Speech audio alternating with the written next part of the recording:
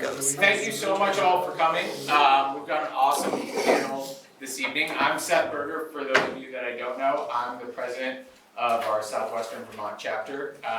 Huge thanks to all of you for coming, to Orvis for letting us use this space, and for Bill who helped put this awesome panel together. So as you all know, there's pizza and drinks, and continue to help yourself, but I'm excited to hear what we have in store tonight, and with that I'll pass it off to Bill. Thank you very much, Seth, and again, many thanks for showing up, and many thanks to the panelists who spent a lot of time preparing for this, and I think we've got a really incredible presentation this evening.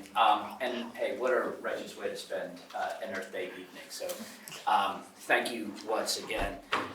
We've got a broad topic here, and it's intentionally broad. We wanted to give a lot of space for the panelists to provide their perspective, and we also want to keep it lively and open to the audience. So we're very happy to take questions as we go through this. It's meant to be informal and interactive, both amongst the panelists and with the audience. You're all here, so you all appreciate the sort of unique circumstances that Vermont finds itself in as it relates to flooding and watershed restoration, etc. I pulled together just a couple of fun facts just to kind of like get us going here. According to the 2023 National Climate Assessment, the Northeast region of the United States has experienced a 60% increase in more extreme precipitation events since 1958. The 2021 Vermont Climate Assessment highlighted a 21% increase in annual precipitation since 1990, 21% increase. That's 2.4 additional days of heavy precipitation a year. So we're getting a lot of rain, and it's got to go somewhere. According to the Department of Environmental Conservation, 70 to 80% of all flood-related damage occurs within Vermont's river corridors. We're in one right now, but only 10% of Vermont's municipalities have adopted full river corridor protections. And so these are sort of some of the things that we're going to explore in the coming hour or so. You know, and with that, I mean, this is a panelist of some of the Vermont's or the Northeast region's leading experts, and we're really so happy to be here. What I thought I'd give everybody an opportunity to do is just introduce themselves very briefly, and then we'll get rolling. And so let's just start left to right. Aaron Rogers, the Trout Unlimited Vermont and Massachusetts Program Manager.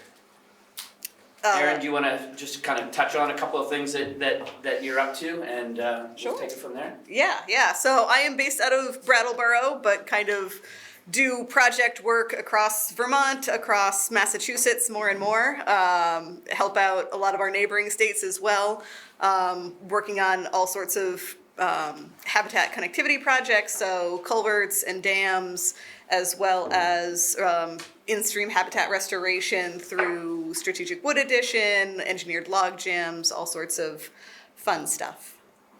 Thanks, Aaron. And to Aaron's left is Karina Daly. She is a restoration ecologist for the Vermont Natural Resources Council. Karina, just want to say a few words? Hi everyone, good to be here. I came down from Jericho, Vermont, and I manage the dam removal program for Vermont Natural Resources Council. I'm a wildlife biologist, wetland scientist, ecologist. I have a master's in conservation biology as background, and then I also work on water policy at the state level in Vermont. So thanks for having me. Thank you, Karina. And to Karina's left is Hillary Solomon. Hillary is a manager of the Poultney-Meadowy Natural Resources Conservation District. Yes, thank you. So our office is in Poultney, and we work in the Poultney and Meadowy watersheds primarily, also a little bit in the South Lake Champlain direct drainage, which goes up into Addison County along the lake. We have the Conservation District has programming in a number of areas. We work a lot with farmers on water quality projects on their farms. We work with landowners. We basically act as a liaison between landowners and state regulation or the state granting programs to try and connect people who have natural resource concerns or water quality issues on their property to resources to help address those concerns. Thanks, Hillary. And to Hillary's left is Jacob Fetterman, the TU's Bat and Kill Home Rivers Initiative Manager. Jacob, you want to say a few words? Yeah, hi everyone, good to see you. And for those of you I don't know, nice to meet you. So I work for TU primarily in New York, but I do still cover the Bat and Kill on both sides of the state line. And similar to Aaron, focused on restoration and reconnection projects. And also, when I can, sprinkling in monitoring work. My background's in fisheries management, so that's still my true passion behind all of the work that we do as Trout Unlimited. Thanks, Jacob. And last but not least, Shannon Pitlick. Shannon is with the Vermont Department of Environmental Conservation Rivers Program. Yep, so I work for DEC Rivers, and I'm out of the Rutland office, so I'm pretty local. I live in Wallingford. I oversee our land conservation program statewide, where we conserve high priority river corridors within the state. We have a number of those in both the Bat and Kill and a few in the Medway. I don't think we have any in the Poultney.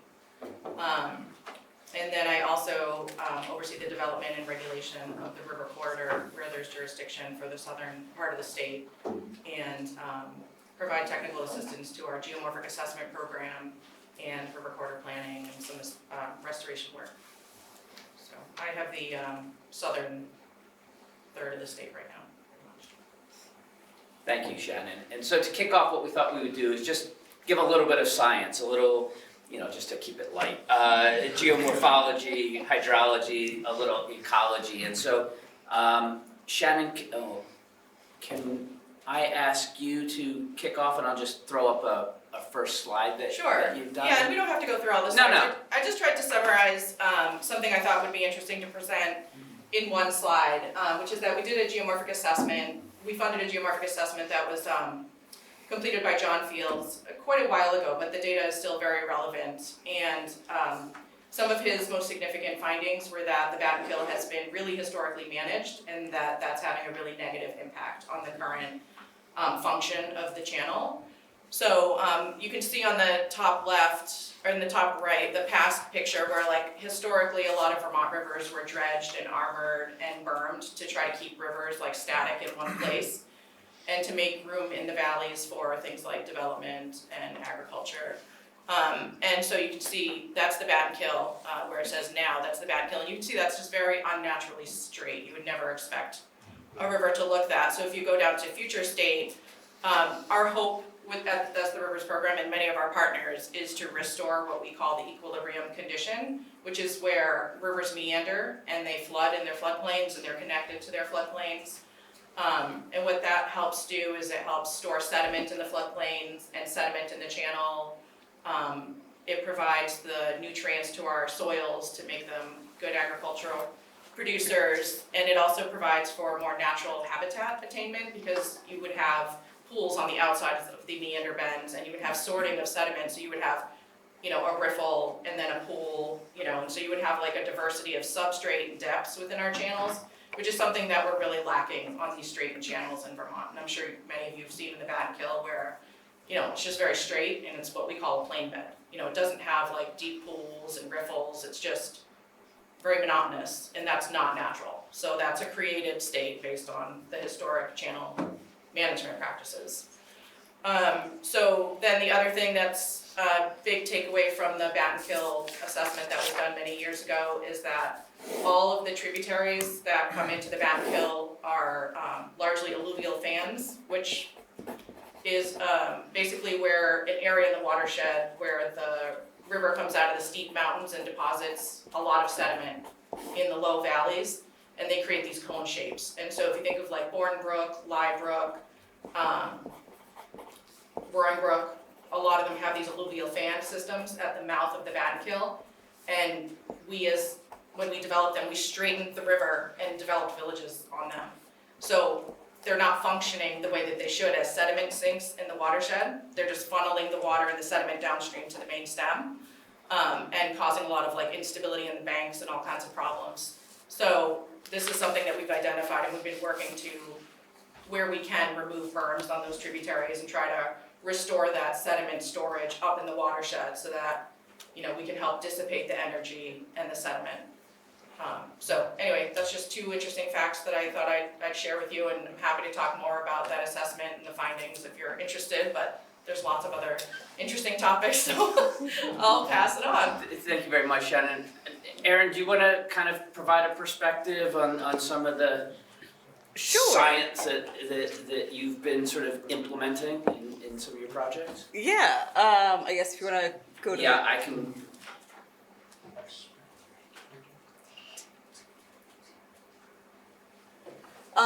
So kind of getting to what Bill had started talking about, and this is a slide that I have been using for 10 years now, which is a little bit absurd, but has played out really well in its consistency, and really, you know, holding true to its nature.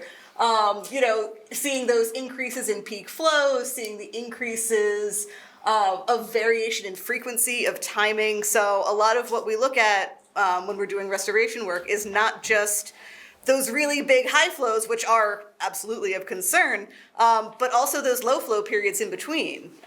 Even just last year, you know, we started off with certain areas of Vermont getting just absolutely hammered by multiple, you know, 100, 500-year floods in a month of each other, and we ended the year basically in a drought.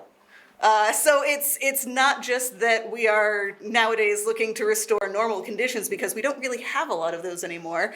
We are constantly kind of ping-ponging back and forth between the really high events, the really low events, and hoping to reach a fairly happy middle ground, or at least provide enough diversity within the system that everything can survive whatever those conditions might be.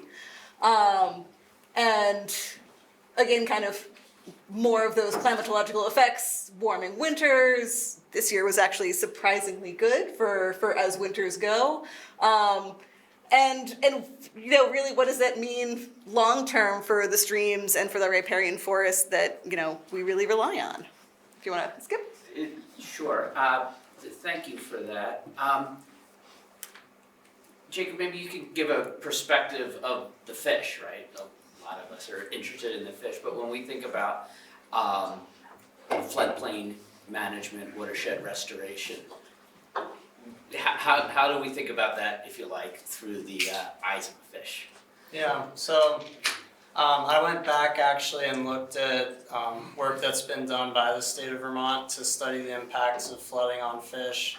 And following Hurricane Irene, they did some follow-up studies that showed that in more natural stream settings, while the fish population takes a hit of initially 30 to 60% declines, that in 2 to 4 years in a natural stream setting, they can rebound to pre-flood levels. But in those that are channelized or otherwise altered by human influence, that timeline takes considerably longer for those streams to recover. So from that standpoint, it's been shown that not only is a natural system better for reducing the impacts of floods to the water, to the ecosystem, but the fish populations are also going to rebound much faster in that environment. Thank you for that, Jake. You know, I'll just ask if, you know, as we're kind of getting started here, if there's any questions on the audience's mind, we're happy to take them. You know, and I don't know, Karina or Hillary, if there's anything that you want to add in this sort of like introductory session. If not, maybe what we'll do is just talk a little bit about, all right, we had some big floods, maybe not quite so big right here locally in Vermont a year and a half ago or so. Jacob, can you provide a perspective on, you know, the floods of the summer of 2023, at least in the Battenkill, and what we experienced and how things are going now? Yeah, I think this also ties in something I just wanted to mention, was that in Vermont, we do kind of experience flashy floods based on the terrain. So That does influence flooding as well, is the terrain that we have. So while there are natural buffers to that, it is going to be a little bit flashier than if it was a more wide open expanse. And so in the Battenkill, we have experienced those flashy, large flooding events, but in like 2023, which Bill mentioned, when a lot of the state really got hammered by flooding, the Battenkill actually did pretty good just by the nature of the rainfall event. It wasn't as rapid of a downpour in our area. It was kind of slower, and through a lot of the Vermont Valley of the Battenkill, there actually is a decent amount of floodplain access, so the Battenkill is able to spread out a decent amount in those areas where it can, where it isn't as channelized anymore because it's had some amount of time to recover from those past alterations. So where a river can be a sponge is really beneficial. And I just wanted to add to that, because we're talking about the historical straightening of the river and what a river needs to provide good habitat for these fish.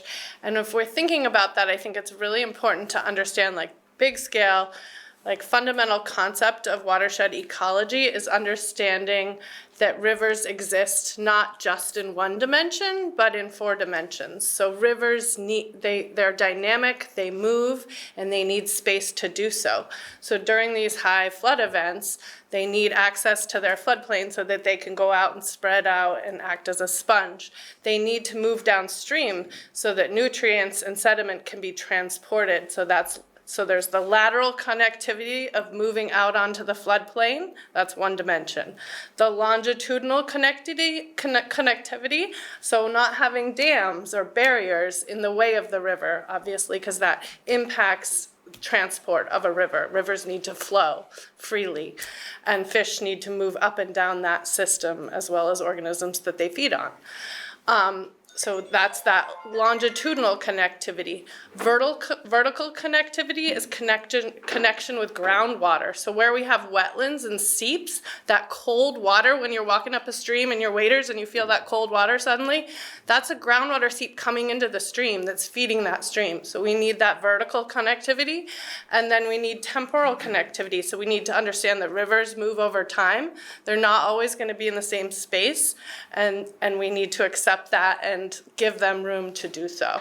So I think slide that's for that, actually, if you don't mind. Yeah. Sure. While you're talking about it, it's really colorful.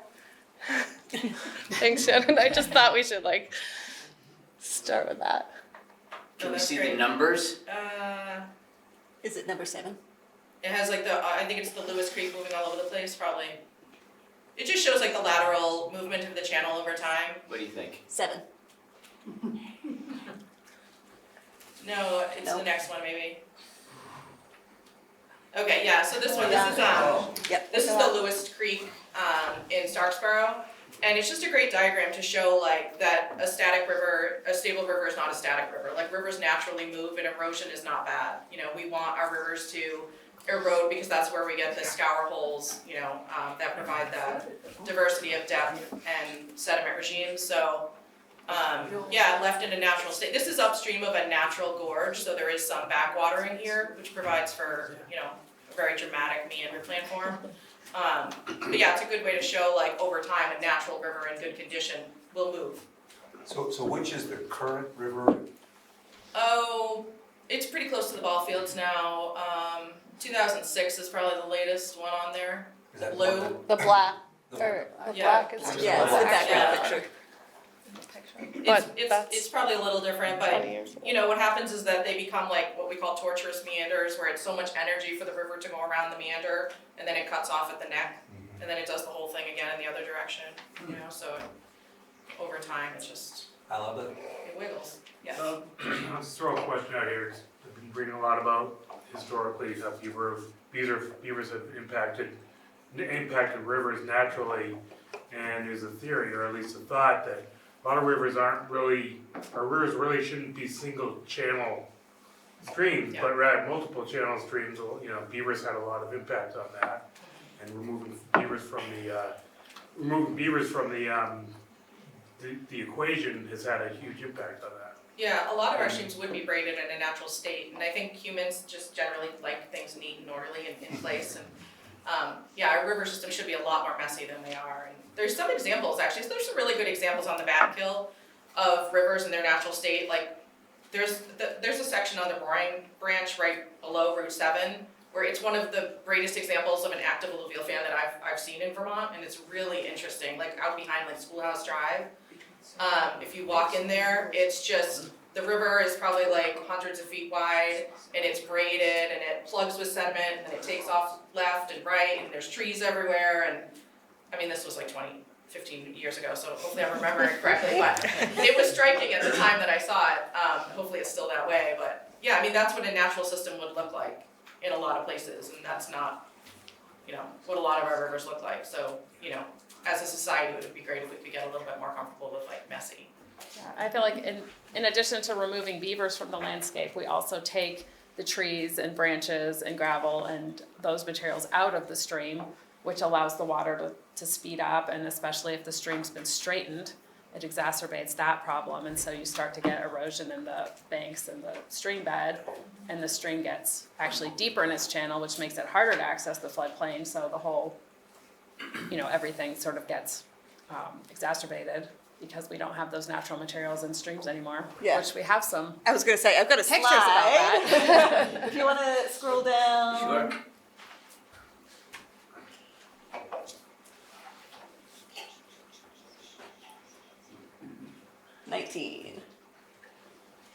Just for that better kind of illustration of what Hillary was talking about of, historically kind of that stable condition where it had easy access to the floodplain at kind of the stage 1 point there. And as you kind of limit a stream's access to its floodplain, it doesn't really have anywhere to put all of that stream flow energy. So if it can't go out, it's going to go down. So it starts to incise, but then a bank can only hold up for so long, vertically speaking, at which point you get those banks that are now collapsing into the river. It's trying to widen itself out, trying to find other places for that energy and that stream flow to go. So it basically recreates its trying to recreate its stable state, except now it's much lower. And now all those fields that once had really good access to groundwater up above now have to work a lot harder to get down to that groundwater level now that the streams are sank down 4, 5, 10 feet sometimes. So it just it creates this huge feedback loop of we do it over and over and over again to ourselves. Hillary, can you touch a little bit on the Meadoway and sort of the 2023 floods and how things are doing now? So we, like the Battenkill, I think we did fairly well through the floods. Again, a little bit less rainfall and a little bit less of the rain pressure in the sort of mountainous region. The Taconics are a little bit shorter than the Green Mountains, so it didn't have quite that same effect of the sort of dropping of a lot of rain all in the same steep valley. But I was also very proud, I think that, a lot of the floodplains that are still accessible to the river worked very well. I think a lot of the buffers that are still intact worked very well. We did have some farms on the Otter Creek side where the buffers are pretty minimal in Rutland County on lots of the Otter Creek. And we did have some damage and some farms that had crops that were damaged, fields that were flooded and starting to show some signs of the creek really wanting to move. Some areas where fields had large holes, for example, where the water was wanting to change direction, cut off an old meander bend potentially. But yes, I think in all, it felt lucky. I think Tropical Storm Irene was really the big storm for us down here.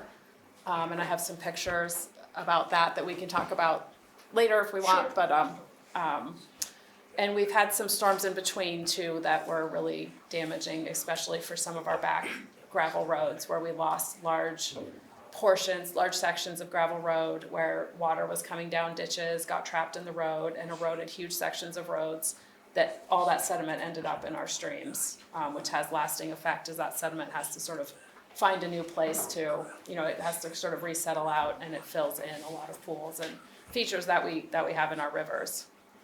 Could I ask a policy question? Speaking of Irene, Hillary, everyone who is living in this state knows how we responded to that and how the governor responded to that. I live in the Rutland area, Castleton specifically, and probably my poster child for how not to do things is Mendon Brook. Mendon Brooks would basically destroy Route 4 going up to Pico, and now it's burned. And has policy been adjusted to prevent that from happening again? Yeah, a lot of policies have changed since Tropical Storm Irene, and that flood did precipitate a lot of changes to our regulatory framework for post-disaster in-channel stream work. And I can tell you that the recovery post-flood has been much, not perfect, but it's been a lot more organized and structured, and there's been much better communication. I think we were just so caught off guard by tropical, and it was also like statewide, that it was, you know, it overwhelmed the system, and we had never done it before as far as like interacting with that level of a flood. So we learned a lot, definitely some mistakes, and a lot of policies have changed. But there are a lot of things that would still be allowed because, you know, that's a major transportation network. Hopefully it's done in the right way, it's put back in the best possible way, but there are a lot of accommodations that are made to protect existing infrastructure and development. So, Karina, did you want to? You know, yeah, I mean, maybe the I can wait, panelists could talk a little bit about, you know, 2023 more broadly, the floods of 2023, and sort of what worked, what do we still need to do better? So yes, I can speak to the policy, and maybe I'll first say that certainly the floods of 2023 and 2024 had a dramatic impact in some areas of the state: Ludlow, Plainfield, Hardwick, Johnson. And those areas, you know, wastewater treatment systems were underwater, completely failed, huge amount of destruction, dams almost breaching. We lost, the state, I think, had 6 dams that fully failed and many more so that overtopped. So with all of that, we learned that we need to take more precautions, and that where we can, we need to give our rivers the room to move that they need. And that's something the state had been working on. We have mapped river corridors. When you look on the ANR Atlas, if you pull up some of the state maps, you can turn on a layer called the river corridor, which is the belt width of a river, which identifies, you know, the area that river is going to move over time. And that was something that prior to these floods of 2023 and 24 was regulatory for Act 250 projects, so projects, big development projects, commercial or subdivisions, but not for, you know, single-family homeowners or smaller projects. So the Flood Safety Act, which moved through last legislative session in 2024, made big improvements to both our river corridor protection, our wetlands protection, and dam safety. So, and it was monumental in the fact that it really started to look at rivers and waterways from a watershed scale approach. So not understanding that rivers don't have town boundaries and that we need to look from our headwaters all the way downstream to our lakes and ponds and the connectedness of that system and allowing it to function. It also gave staff to the agency, to the state DEC, not gave, but like required staff to implement so much policy, which is monumental too. So 15 staff position, although there was only funding in the end for, I think, 12 of those positions. But so we are moving through all of that past last year, and now we have rulemaking this in the next coming years where we will put that legislation into policy. So there's a lot more work to do with all of that, but the outcome is that there are these river corridors protection that will be a regulatory system. So you will need a permit if you want to develop within your river corridor in most cases. Other than in downtown areas where we obviously have to protect infrastructure that's already in river corridors. So there's infill is allowed in those areas because we're protecting those areas. And I'm sure Shannon has more to add to that, but that's sort of overview, high level. No, I mean, yeah, before this, it was voluntary, so some communities did adopt river corridors and even enhanced floodplain regulations, because it's still generally legal to fill in floodplains and develop, which is unfortunate, because, think of the floodplain like a bathtub, you get in the bathtub and the water goes up. That's everybody who's filling in, the floodplain is elevating the water on all of their neighbors' properties. So some communities are really good about regulating their own floodplains and river corridors, but what we found was generally most communities weren't interested in regulating that. So the state has taken over the role now of regulating river corridors, which should go into effect, I think, within 2 years. And then there's a study commission right now to look into how best to regulate floodplains, because that's a parallel but separate issue, how to handle that. So currently jurisdiction for floodplain regulations is still staying with towns, but there's, a study being completed to see how best that can be accomplished. For those of you that are taking notes or are not aware, the piece of legislation that Shannon and Karina were referring to is the 2024 Flood Safety Act 121. So it's pretty interesting that we have some of the architects here in that important part of legislation. We have obviously a lot of interested members of the community. Anything that you would say that they can do to help or become engaged in these kind of difficult policy types of issues or questions? I'm kind of curious. I live in Middletown Springs, and I work with a number of towns in the conservation district that don't have any zoning. And I guess I would say that as residents of towns, if you find yourself in a town with no zoning or that needs help, that it's really, really challenging, as you all know, to get people to fulfill these volunteer positions. And I don't know how these rules will be enforced, but some rules, part of the agricultural practices, part of the Shoreline Protection Act for lakes, do fall to local municipalities, and so they definitely need help in that realm. I just would float that out there, I guess, for those of you who live in small towns in Vermont. One of the things as I'm driving around, and I start to think about this kind of thing a lot more these days, is when towns are putting in new culverts or repairing bridges and those types of things.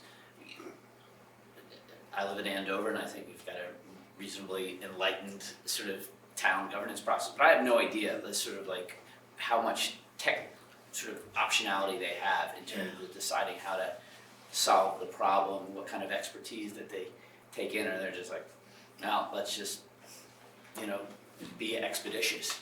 So I don't know if any of you kind of confront that in the work that you do, but that's sort of, there's no easy solutions, but how do the sort of pros and cons of a particular project kind of get weighed in towns, or is it? Yeah.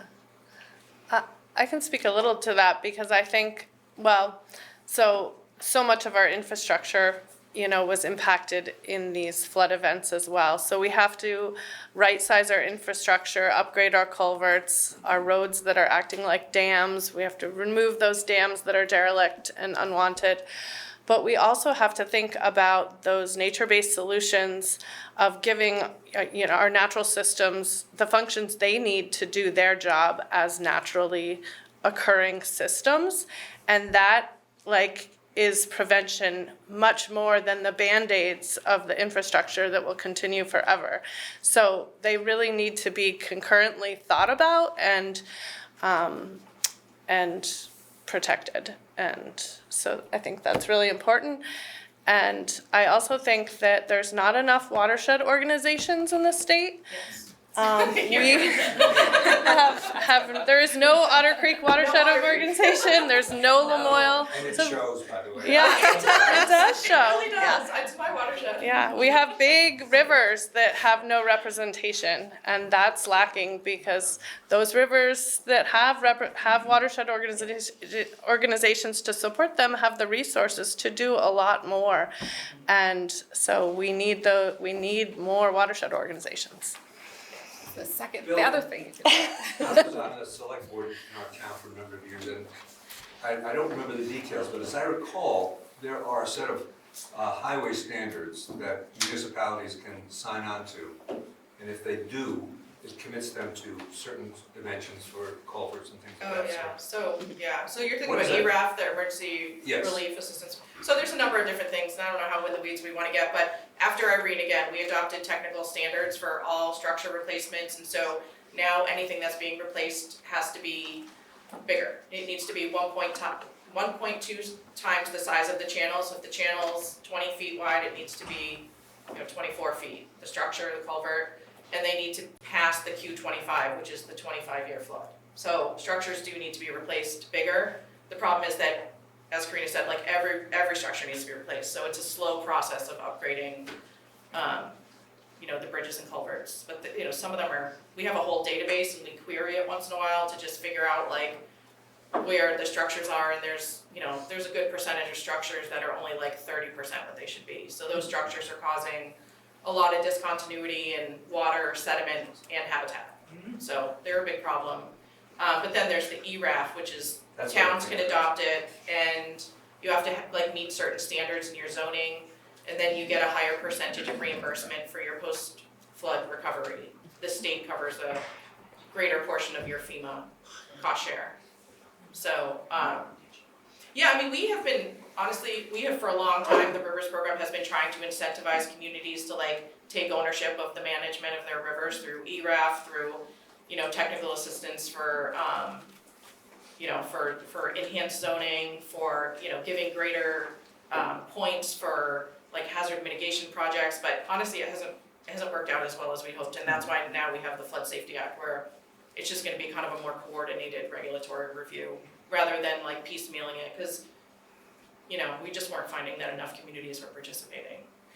Shannon, without, I guess I'm putting you on the spot here, I apologize, but some towns that have done it particularly well, is this examples if we're interested in? Yeah, there's some great examples, I'm blanking right now.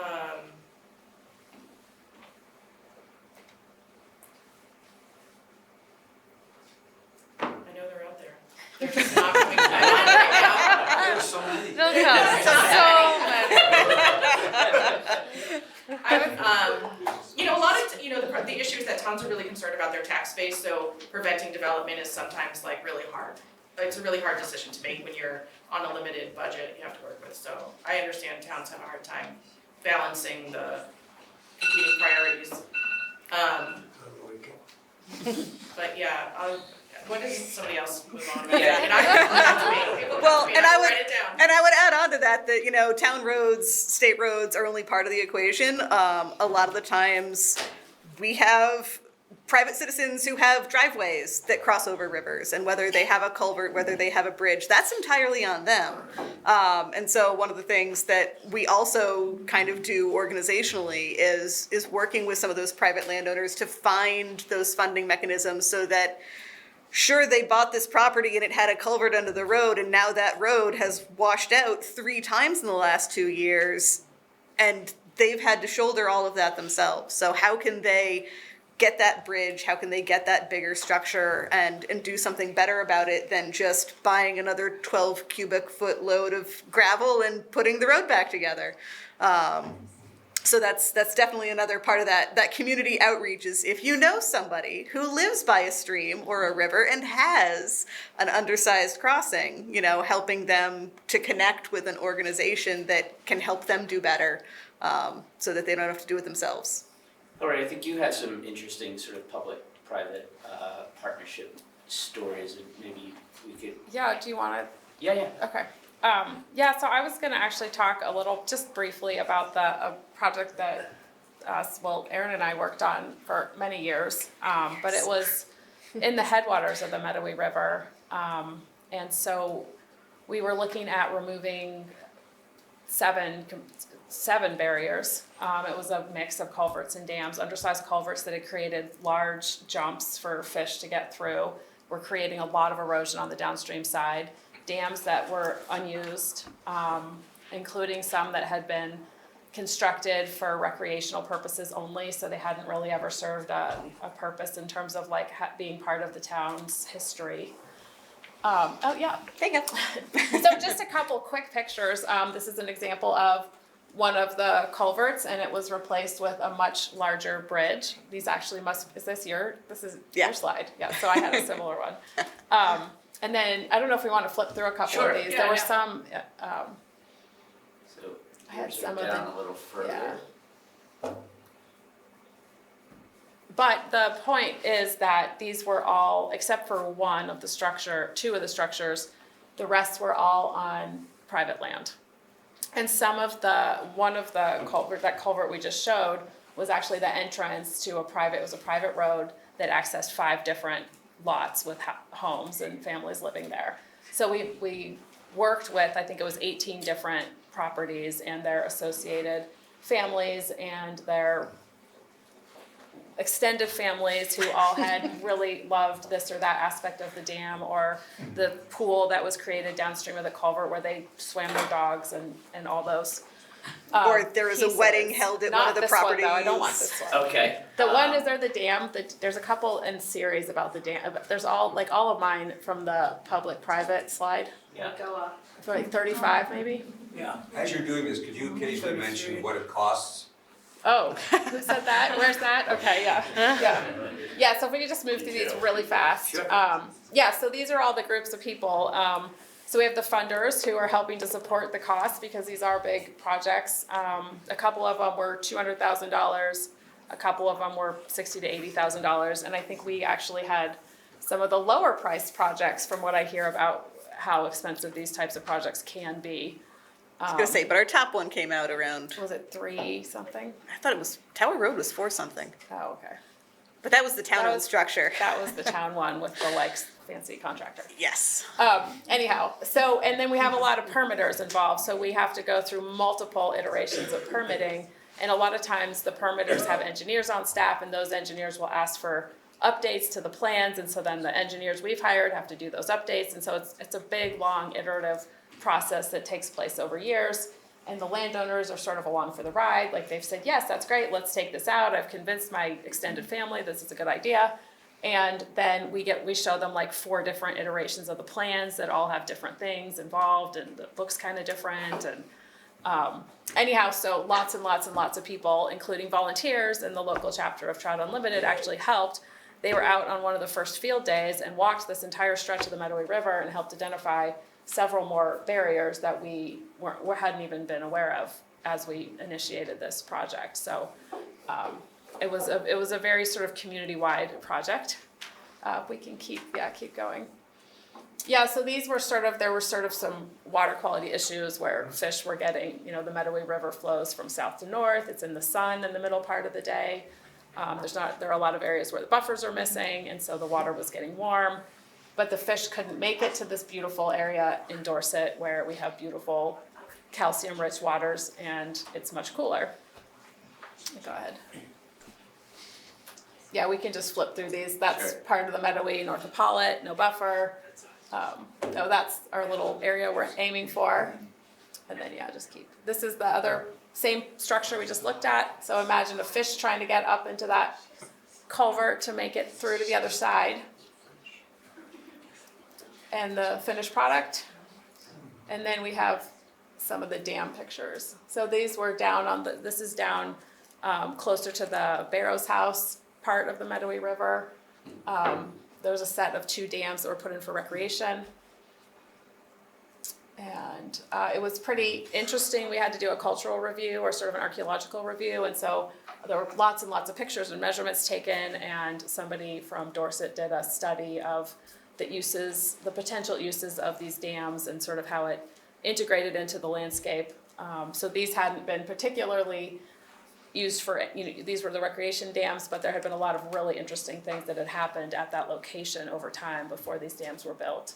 And some innovative things discovered, and so it was pretty interesting to read the study. I think that was, yeah, I think that was, oh yeah, just, I guess another couple, but I think, and then going down, yeah, just if we could just flip through those really fast. And there it is afterward. And then that list on 46 and 47 is just, that's the kind of cumulative group that would be involved in a partnership that would end up taking out that many barriers to fish passage, and also, which also improves the flood resilience in the area. And then underneath it, just kind of the next slide kind of has the, yeah, that's sort of everybody who worked on everything. So it's, I think these projects are great in terms of building community and bringing all of our groups together, landowners together. We had some great conversations with landowners, neighbors who would come every day to check on the progress of the projects, volunteers who helped, local Forest Service staff who were helping to try and keep the fish out of the project area so they weren't being harmed while the work was done. Just a lot of great interactive community building. I've got to ask, Hillary, any fishing reports since this was done? You don't have to like disclose the particular pools, but No, we definitely had people who were fishing who would come and check in, and yeah, who would tell us about their day, and often very positive. Do the state fisheries biologists work at all with you to do pre and post surveys so you can kind of get a longitudinal view of positive impacts? Yeah, we used all of the state data for the sort of pre-assessment data, and then I might, the Forest Service was sort of instrumental also in capturing fish data while we were doing the projects, and then U.S. Fish and Wildlife also was involved. So I think it was a mix of state and federal folks, but also Trout Unlimited is doing sort of post-project studies at multiple of those sites, and I don't know if Aaron wants to go into that, but kind of keeping an eye on things, making sure the stream is staying sort of, that it doesn't cause any negative impacts, and that the stream doesn't do something we didn't anticipate over time. So there are sort of these, the top to bottom of the site gets monitored, and there are benchmarks and things put in place so we can measure against those. thank you, Hillary. Just, Erin. I have a question for the other Aaron. So I do have a road that crosses over a stream and a pretty big culvert that looks like the one you guys were. So if there were funding opportunities, where would I start to look for those? NRCS is a great place to start. Natural Resource Conservation Service. Okay.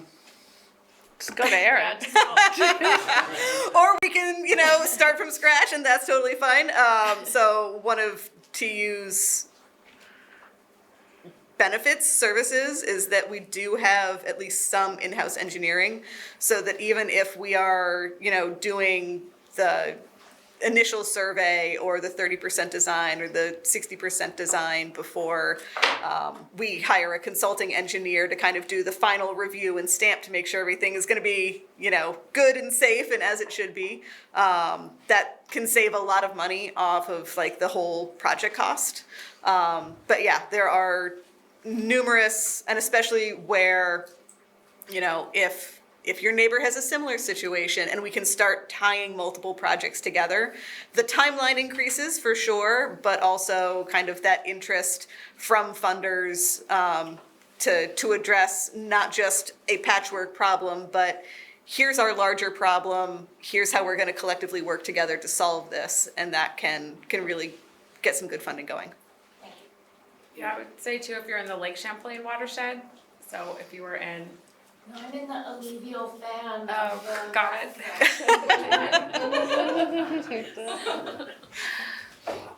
But, yeah, there is some funding available in the Lake Champlain watershed to work on private land and to look at areas where reducing sediment might reduce phosphorus to Lake Champlain. So if any of you are in that watershed. And if it's a town road, they could apply for a Vermont Structures grant, the town can. I don't know if I have little experience working with that because it's typically done just through a grant application from them to the state. But then the state provides resources for survey, engineering, design, and all of that.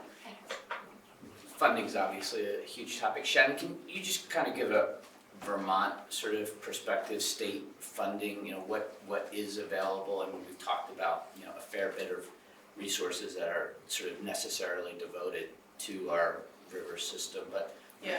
any perspective more generally would be helpful, I think. Yeah, Hillary could probably speak to this the best, because all of you cobble together money for projects. I tend to deal more with just the state clean water funding. That's what our easement program is funded through, where we conserve high priority river corridors.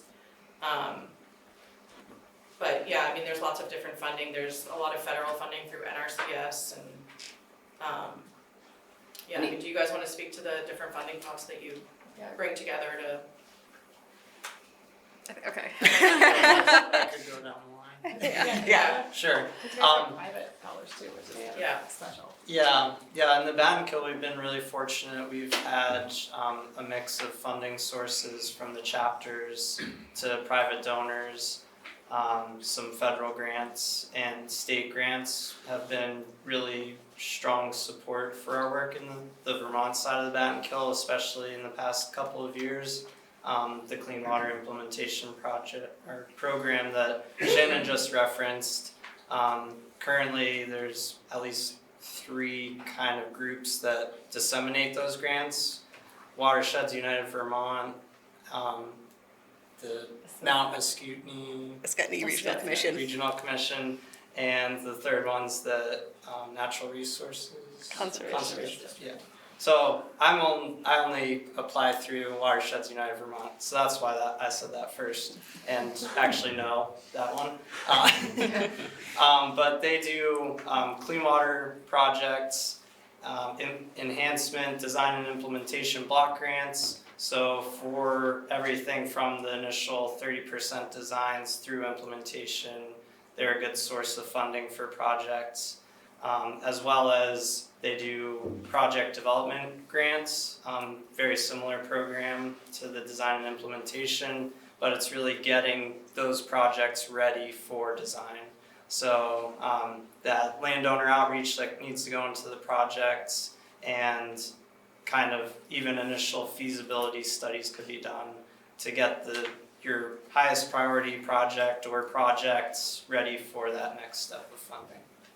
Yeah, and I'd say the state funding is sort of bifurcated into 2 streams. So one is the enhancement grants, and I don't quite know where the easements fall, but the enhancement grants, and then there's the formula grants, which is all phosphorus related.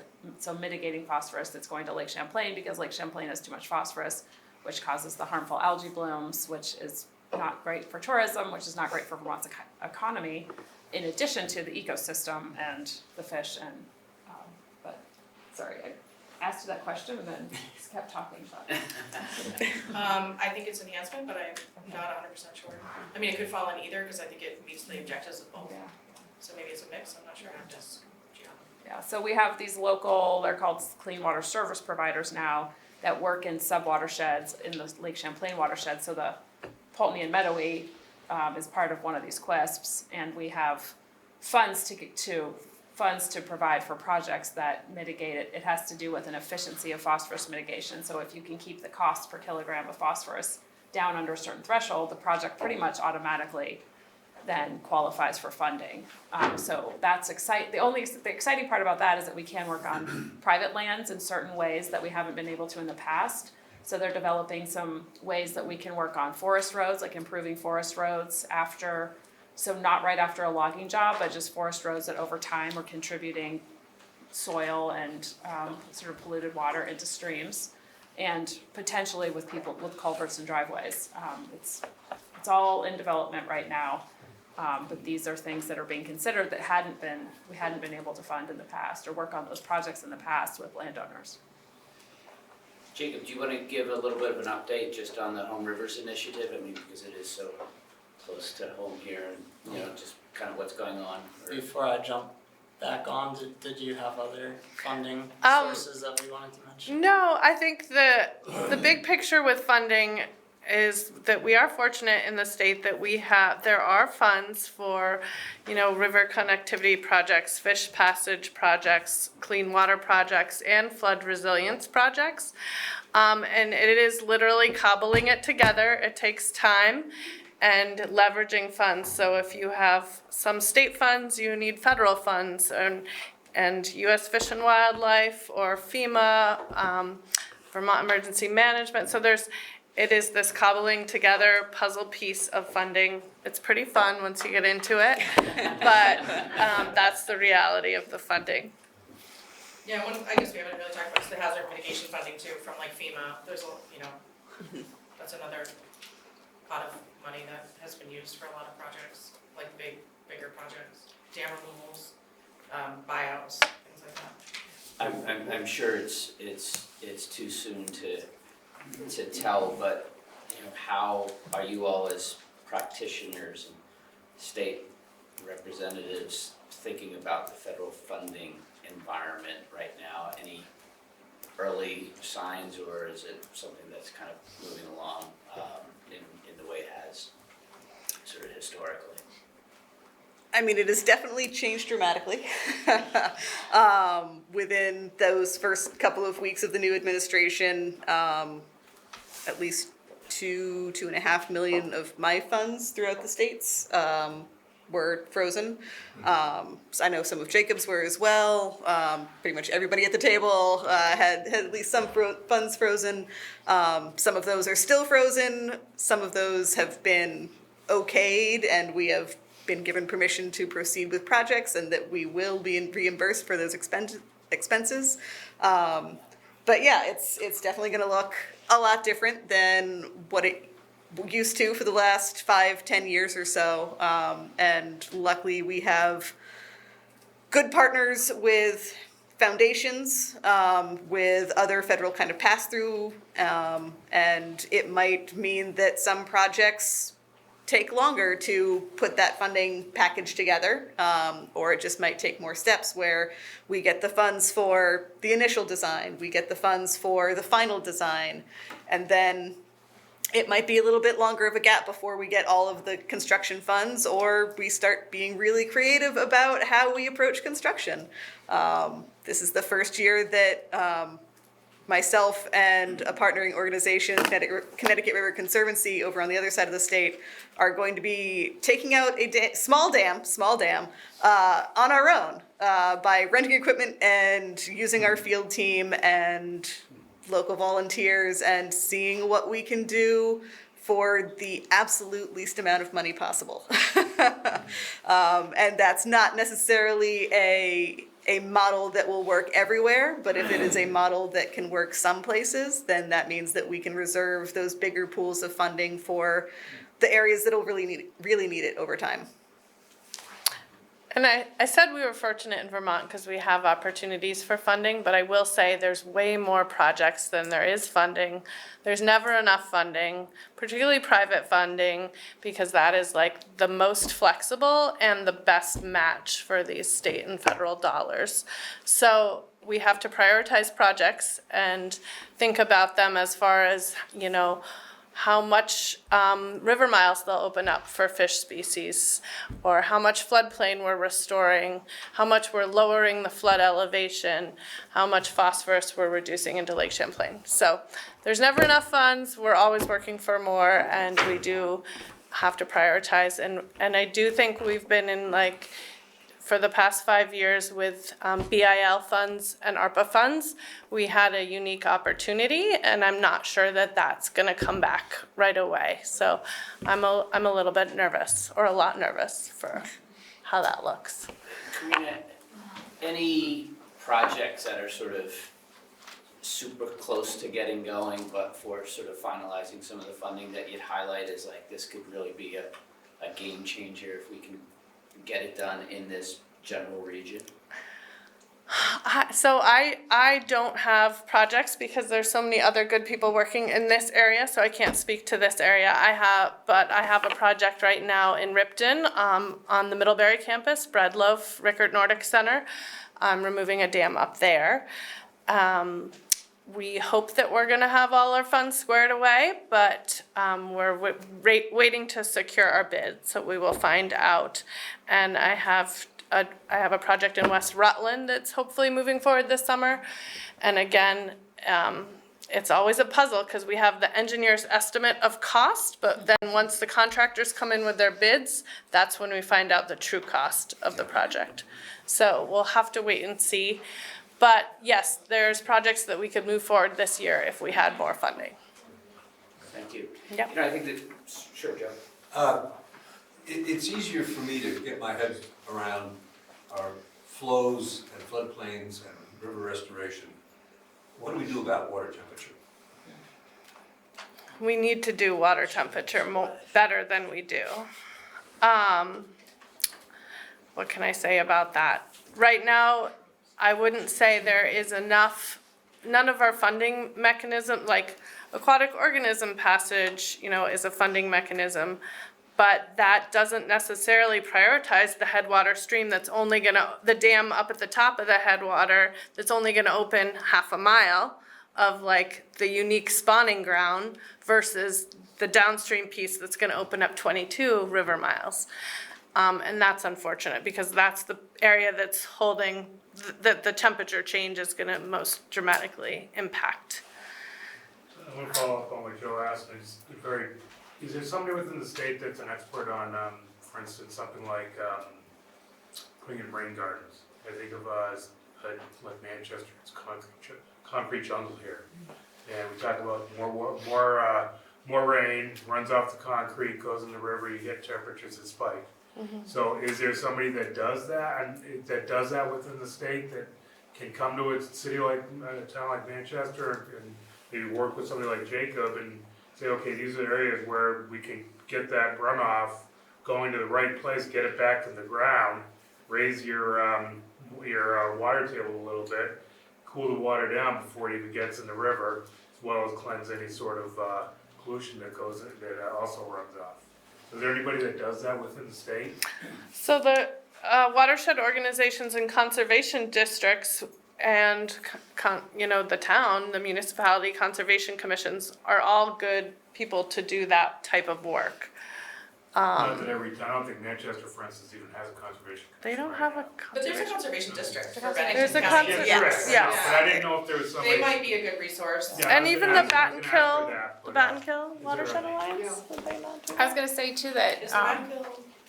Yeah, They watershed still lines exist, still right? around, I'm actually, Yeah, I was I'm gonna on that ask, board. I haven't. We do a lot of tree planting. Right, so I was gonna say Yeah, tree okay. planting, that's one thing that I think is unique on the Battenkill, you have this, and the Medway.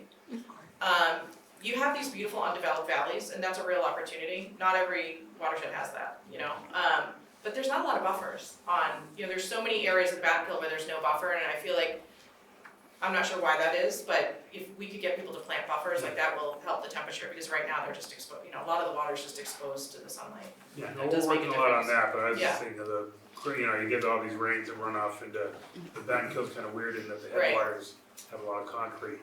Where Right. normally it would be, Trees, I think yeah. it's pristine, but, Right. no, I didn't know if there was one specific person within the I'm sure state. there is in the store, I would look, I can try to find out for you, there's probably somebody in the stormwater I was program. gonna say, there's the way that we work together for like aquatic organism passage, there are groups that work together to help promote stormwater projects. So I think the Becky Tharp did, I know she's not now, okay. I've never really worked with rain gardens, so I Okay, don't know. so yes, So- the rain gardens tend to be put in now for like water cleansing reasons, not so like maybe for peak flow mitigation, but not so much for temperature. And so I think just getting that piece on the radar, it's hard to fund projects if they don't meet objectives of the funding sources. So if temperature isn't an objective, then it's harder to fund something to meet that objective, but it's a great point. Sorry. And that's actually also why in-stream woody material can be really advantageous. It both can help create scour pools on the downstream sides, which help engage that groundwater flow back into the system, but can also kind of, if you've got wood in the stream, and especially if it's sitting on the bed, it will actually help push more of that stream flow into those groundwater systems. So some of it does go over, but some of it does get pushed under and can kind of help either maintain or, if over large enough scales, could really make a difference to the overall temperatures.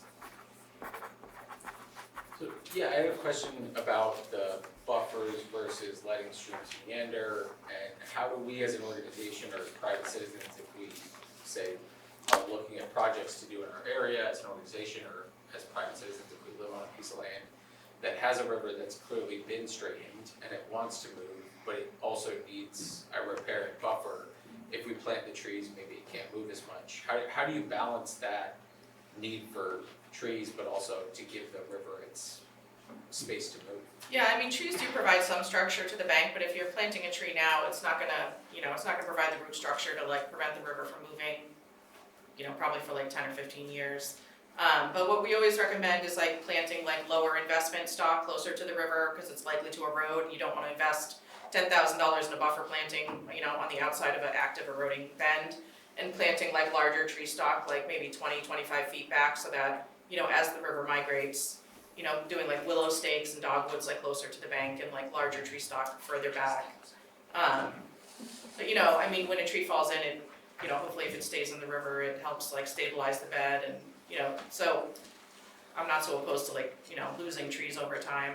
And roots do provide structure. A 100-year-old tree is going to provide a lot of root structure to a bank, but most of the trees that we plant today are not going to provide significant structure to the bank for a while. So I don't think it's one or the other. I think you can do both at the same time. And it's really important to plant those trees as the bank is eroding, because when the river does get to an appropriate meander, you want that tree to be there to provide the shade to the pool. So it can all happen at the same time. It doesn't have to be exclusively one or the other.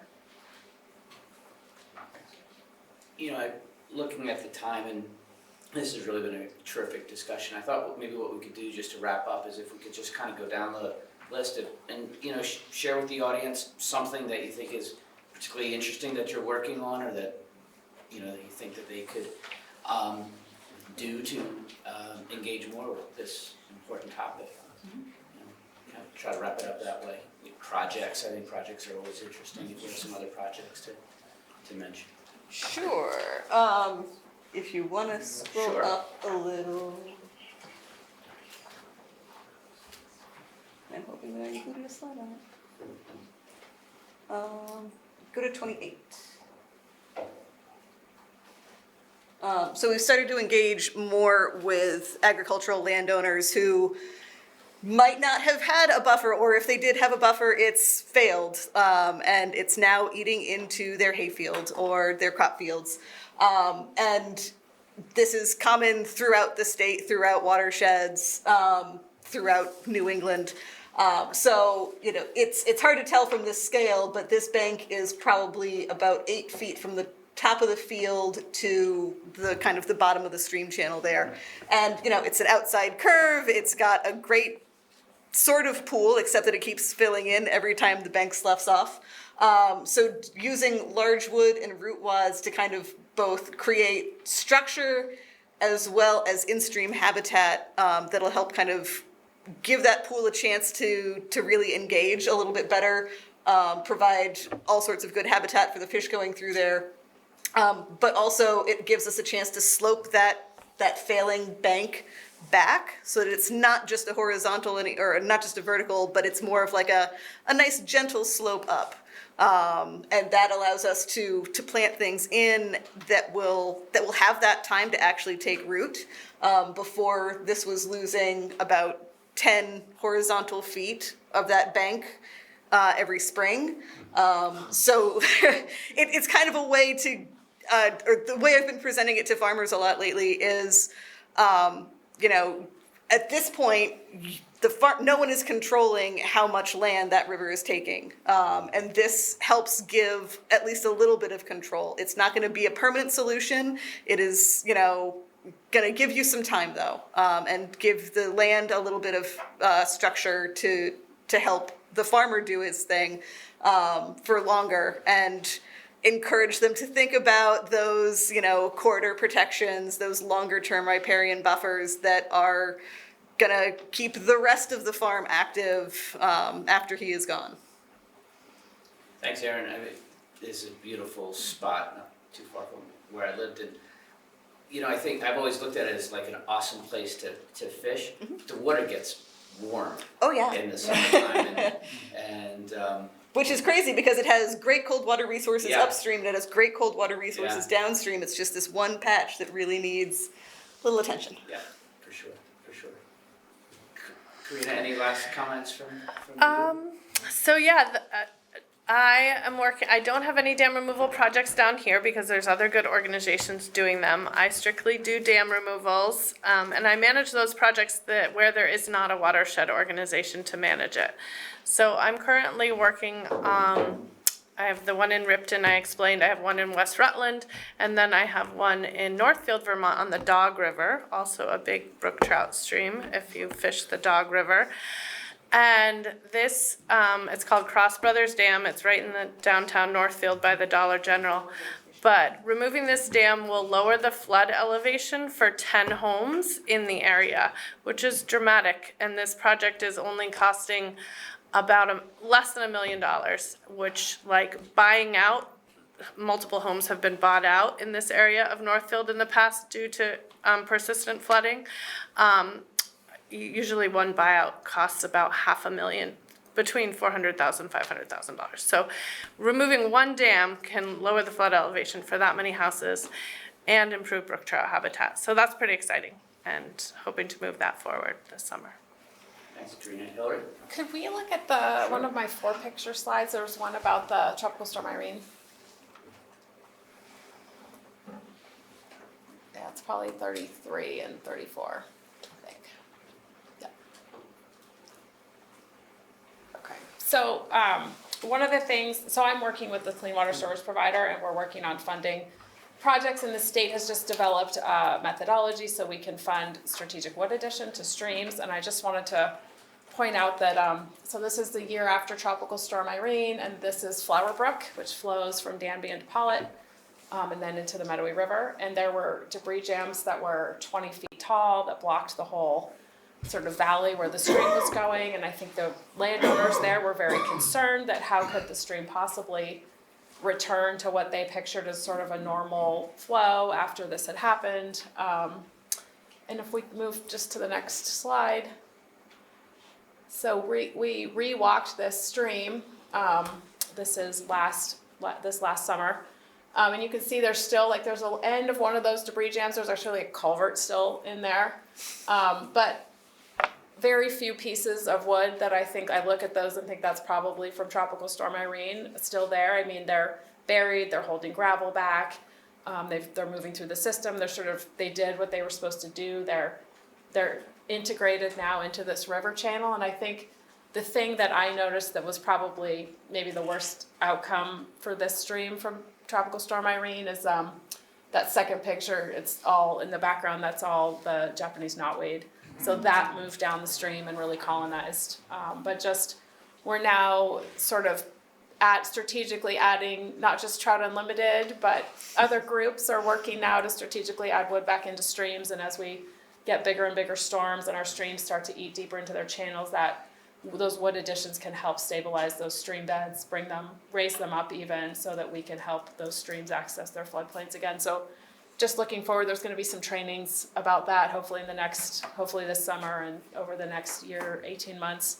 So maybe we can try and help share that information for those trainings, so people who are interested can listen in, because those of us who haven't been doing it for years and years already are learning about sort of how to do it now, so it's exciting. Thanks, Hillary. Jacob? Yeah, so you asked earlier for an update on the Bat and Kill. I'll put a plug in for the Bat and Kill Fly Fishing Festival, where I'll be presenting at that, and I can give you a 30-minute update. A teaser. Yeah. That's next weekend on Saturday at 10 a.m. I'm presenting, so come there for the full update. But for now, I'll give you just a sneak peek. As it's been alluded to, some of our projects take a while to actually see through to the finish line. And one of those projects that was on people's minds before I even came into the picture of the Home Rivers Initiative is on the Green River in Sandgate. If you're at the town hall, you look across towards the river and you see a giant hill slope failure. And we've met with all of our groups out on the site and thinking about what to do. The solution really is upstream. So a bermed section, as we've talked about tonight, berms are bad. It disconnects streams from their floodplain. It focuses energy from that stream on something downstream. So in this case, it's funneling flow under high flow events straight at the base of this hill slope, and it just does not give it an opportunity to recover because it's constantly eating away at it. So by going upstream, removing some of the berm, we're going to be able to reconnect the floodplain, dissipate flood energy before it reaches that spot. And over time, what we expect to see is that the river will actually migrate away from the toe, find a way across the field, whatever it chooses to do. But we do anticipate that just letting it naturally recover, find its dynamic equilibrium through that stretch, that will ultimately see a recovery of that hill slope. So while that may take a long time, at least we will see the starting phases of that recovery very soon. Thanks, Jacob. Shannon? Yeah, we recently closed on a 45-acre easement along the Battenkill, which was an interesting project that we worked on with the Vermont River Conservancy and the Vermont Agency of Ag, where there was cows in a wetland and the cows were relocated. And we were able to restore about 20 acres of wetland and do a river corridor easement, which allows the river to forever be wild and have a buffer. So that was pretty exciting. But again, these projects take 3 years in the making. But that one did finally close. And I'm not working on them in particular, but I have reviewed a number of mitigation projects that Manchester has been really proactive in working on over the years to try to restore parts of the alluvial fans, try to restore some of the sediment dynamics where it's not going to conflict with development. So those are some projects that I'm aware of that are going to move in the river in the right direction. So yeah. Thanks, Shannon. Getting close to wrapping this up, but and thank you, audience, for a lot of engagement and some great questions. If there's no other questions, I want to ask you to join me in thanking the panelists for their time and a really edifying